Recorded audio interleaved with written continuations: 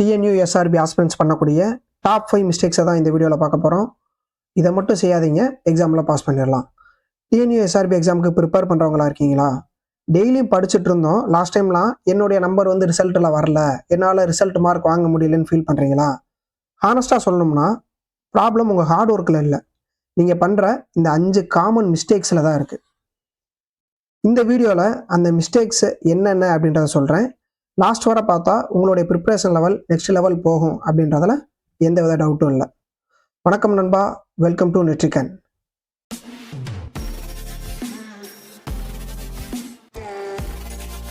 TNUSRB exam crack பண்ணணும்னா ஸ்மார்ட்டாக prepare பண்ணணும். நான் இப்போ சொல்கிற இந்த 5 மிஸ்டேக் ஆல்மோஸ்ட் எல்லாரும் பண்ணுறது தான். நீங்கள் இதை அவாய்ட் பண்ணீங்கன்னா செலெக்ஷன் சான்சஸ் டபுளாக இருக்கும். ஃபர்ஸ்ட் மிஸ்டேக் என்னன்னு பார்த்தீங்கன்னா, சரியான திட்டமிடல் இல்லாமல் படிப்பது. நீங்கள் என்ன பண்ணுவீங்க அப்படின்னா, ஃபர்ஸ்ட் நாள் வந்து பாலிட்டி, செகண்ட் நாள் ஹிஸ்ட்ரி, தேர்ட் நாள் அடுத்த ஏதோ ஒரு ரேண்டம் டாபிக் எடுத்துகிட்டு நீங்கள் ஒரு பிளானே இல்லாமல் படிச்சுட்டு இருப்பீங்க பார்த்தீங்களா? இதுதான் நீங்கள் பண்ணுற மிகப்பெரிய மிஸ்டேக் அப்படின்னே சொல்லலாம். இதில் ரிசல்ட் என்ன ஆகும் அப்படின்னு பார்த்தீங்கன்னா, உங்களுக்கே கன்ஃபியூஷன் வர ஆரம்பிச்சிடும். நமக்கு ரிசல்ட் வருமா வராதா அப்படின்னு. நீங்கள் ரிவிஷனே பண்ணாமல் இருப்பீங்க, ப்ராப்பர் பிளான் இல்லாமல் இருந்துச்சுன்னா. ஸோ இதை எப்படி நம்ம சால்வ் பண்ணலாம் அப்படின்னா, ஒரு வீக்லி பிளான் போடுங்க. இந்த வாரத்துக்குள்ளே இதை நம்ம முடிக்கணும் அப்படின்னு. அதே மாதிரி டெய்லி டார்கெட் ஃபிக்ஸ் பண்ணுங்க. கன்சிஸ்டன்ட்லியாக ஒரு சப்ஜெக்டை கவர் பண்ணிவிட்டு அடுத்த சப்ஜெக்ட் போங்க. இப்போ நீங்கள் ஃபஸ்ட்டு இந்த மந்தில் 2 சப்ஜெக்ட் படிக்க போகிறேன், ஹிஸ்ட்ரி பாலிட்டி அப்படின்னு 2 சப்ஜெக்ட் படிக்க போகிறேன்னா ஒரு மந்தில் 4 வீக்ஸ் இருக்குது. ஃபஸ்ட்டு 2 வீக் ஹிஸ்ட்ரி படிக்க போகிறேன், லாஸ்ட் 2 வீக் பாலிட்டிக் படிக்க போகிறேன். இந்த ஃபஸ்ட்டு வீக்கில் ஹிஸ்ட்ரியில் நான் என்னெல்லாம் படிக்க போகிறேன், அதில் 7 நாள் இருக்குன்னா 6 நாள் படிக்க போகிறேன், 7ஆம் நாள் ரிவிஷன் பண்ண போகிறேன் அப்படின்னு பிளான் பண்ணி போங்க. Mistake number 2, book overloaded. Second biggest mistake இந்த டூ மெனி புக்ஸ் இருக்கிறது தான். ஒரே சப்ஜெக்ட்டுக்கு இப்போ நார்மலாக இண்டஸ் வேலி சிவிலைசேஷன், சிந்து சமவெளி நாகரிகம் படிக்கிறீங்க அப்படின்னா, இதுக்கு ஸ்கூல் புக்லையும் படிச்சுட்டு ஏதாவது ஒரு இன்ஸ்டியூட்லையும் படிச்சுட்டு டெலகிராம்லையோ யூடியூப்லையோ ஏதாவது ஒரு ஃப்ரீ மெட்டீரியல் கிடைக்குது, இது நல்லா இருக்குது அப்படின்னு அதையும் படிச்சிங்கன்னா உங்களுக்கு டைம் வேஸ்ட். ஒரே டாப்பிக்கை நீங்கள் 2-3 இடத்துல இருக்கிற சோர்ஸை ரெஃபர் பண்ணுறீங்க.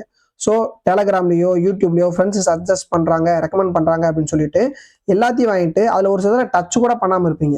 இது வந்து ஒரு பிக்கஸ்ட் ட்ராப்பாக தான் இருக்குது.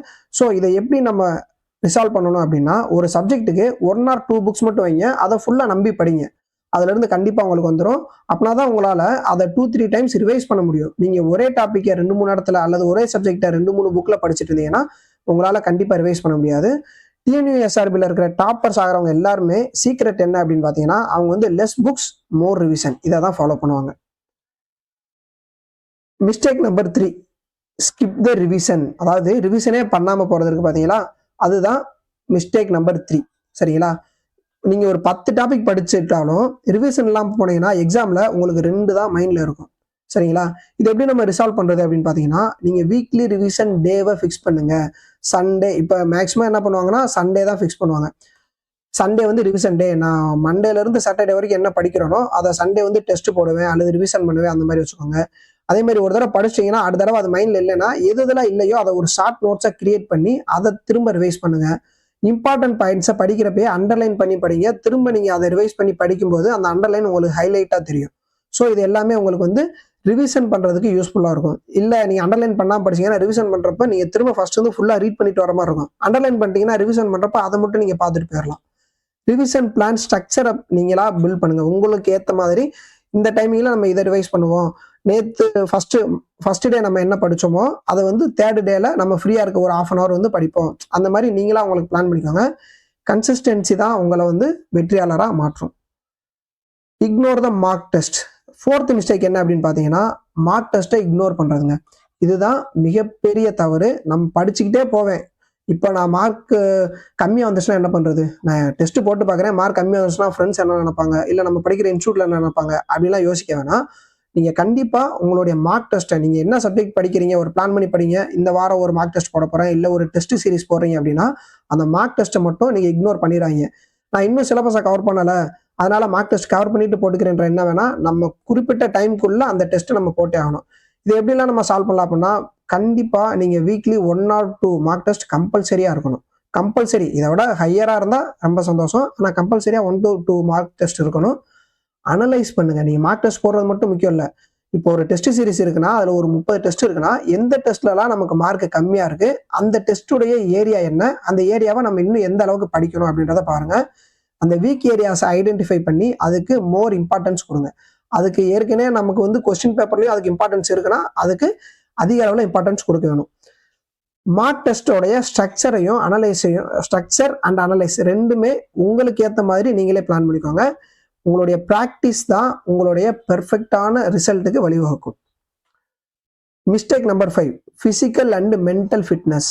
நிறைய பேர் என்ன சொல்றாங்க அப்படின்னா, நான் எக்ஸாம் டிஎன்யூஎஸ்ஆர்பியில் எக்ஸாம் கிளியர் பண்ணிட்டு அதுக்கு அடுத்து இருக்கிற டைம்ல நான் ஃபிசிக்கலுக்கு ரெடி ஆகிக்கிறேன், இப்போதைக்கு எதுக்கு ஃபிசிக்கலு, நான் அந்த டைம்ல ரெடி ஆகிருவேன்னு நினைக்கிறாங்க. ஃபிசிக்கல்ன்றது உங்களுடைய ஃபிசிக்கல் டெஸ்ட்டுக்கு மட்டும் இல்லை, நீங்க பாடியவும் மைண்டவும் கன்சிடர் பண்ணல அப்படின்னா அதுவே உங்களுக்கு மிகப்பெரிய ட்ராப்பாக இருக்கும்.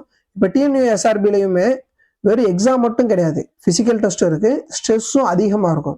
ஸோ இதை நீங்கள் எப்படி ரிசால்வ் பண்ணலாம் அப்படின்னா, டெய்லியும் மார்னிங் வந்து நீங்கள் 5 ரவுண்ட் 6 ரவுண்ட் ஓடணும். ஒரு ரவுண்டோ 2 ரவுண்டோ ஒரு சின்ன எக்ஸசைஸ் ஒரு 1/2 hour உங்கள் பாடியை ரிலாக்ஸ் பண்ணுறதுக்கு. அடுத்து ப்ராப்பரான ஸ்லீப் இருக்கணும். இது கண்டிப்பான ஒன்று. நிறைய பேர் என்ன பண்ணுறாங்கன்னா, நான் நைட்டு 12 மணி வரைக்கும் படிப்பேன், மார்னிங் 4 மணிக்கெல்லாம் எந்திரிச்சு படிச்சிருவேன் அப்படின்றாங்க.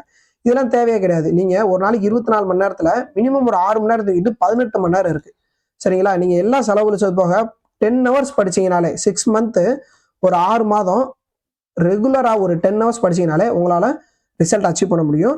உங்களுடைய ஃபிட்னஸ் ஸ்ட்ரக்சர் பிளானையும் ஒவ்வொருத்தவங்களும் ஒவ்வொருத்தவங்களுக்கு ஏற்ற மாதிரி இருப்பாங்க. நீங்கள் காலையில் வேலைக்கு போகிறவங்களா இருக்கலாம், இல்லை ஃபுல் டைம் படிக்கிறவங்களா இருக்கலாம்.